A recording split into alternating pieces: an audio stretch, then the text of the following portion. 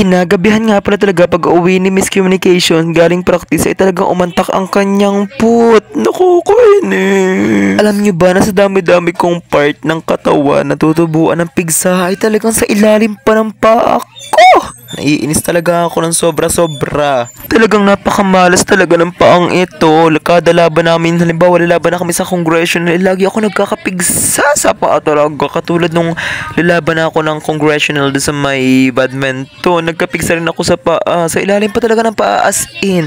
Tapos nung acquaintance namin, nagkapigsa na naman ako sa paa. Naiinis talaga ako. Tapos ngayong sabayang pagbigkas, nagkapigsa na naman si Self. Pero walang magagawa. Sobrang sakit talaga niya. Kailangan na itong pisain. Naiinis ako. Sobrang iiyak na lang talaga. Nakapag-TikTok pa nga ako dito pero di ko na talaga kinaya.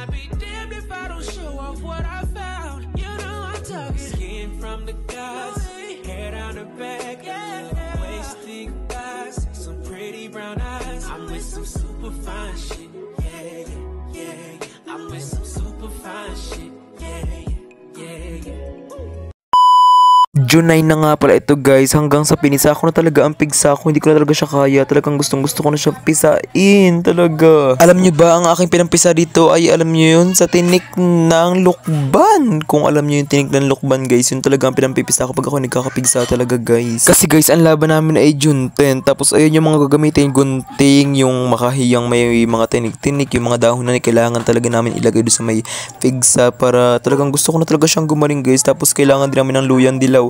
Iinumin ko yan, sobrang pait niya. Tapos oh my god, hindi ko talaga naiinom pa yan. Tapos ngayon lang ako makakainom, sobrang sama ng lasa niya. Yan guys, yung napisa ko na nga pala yung pigsa ko guys, yung ginamit kong tinik ng bulit, tsaka yan yung makahiya yung dahon niya. Tapos ayan, iinom na ako nung luyang dilaw guys, sobrang pait niya. Tala nyo na ang mangyayari sa akin, Festla look.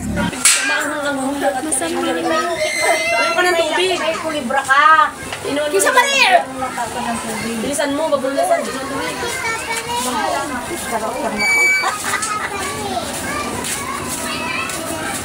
Talagang kung makikita nyo talaga ang pagmumukha ng Miss Communication, lalo na sa personal, talagang maiiyak na lang talaga kayo at matatawa sa aking expression ng mukha. Huy, expression, nagbibiro ka pa dyan, bobo ka.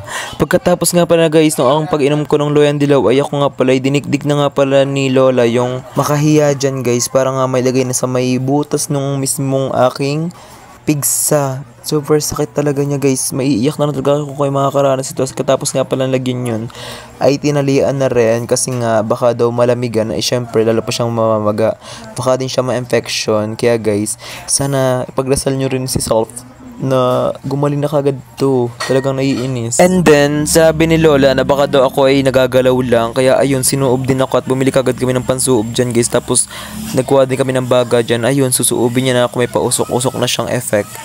Grabe naman sa pausok effect talaga ni Lola yan. Ilalagay ko lang dyan yung paa ko guys, para malaman kung may talagang galaw ako. Tapos, ilagay ko din yung kamay ko. Papausukan ko lang siya guys. Pausukan ko lang lahat ng katawan ko talaga.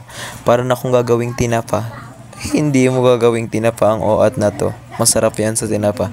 Hay, pati yata yung aking edits talaga ilalagyan din niya at papausukan din yata niya. At pinasok na nga talaga nila wala sa aking edits lalos.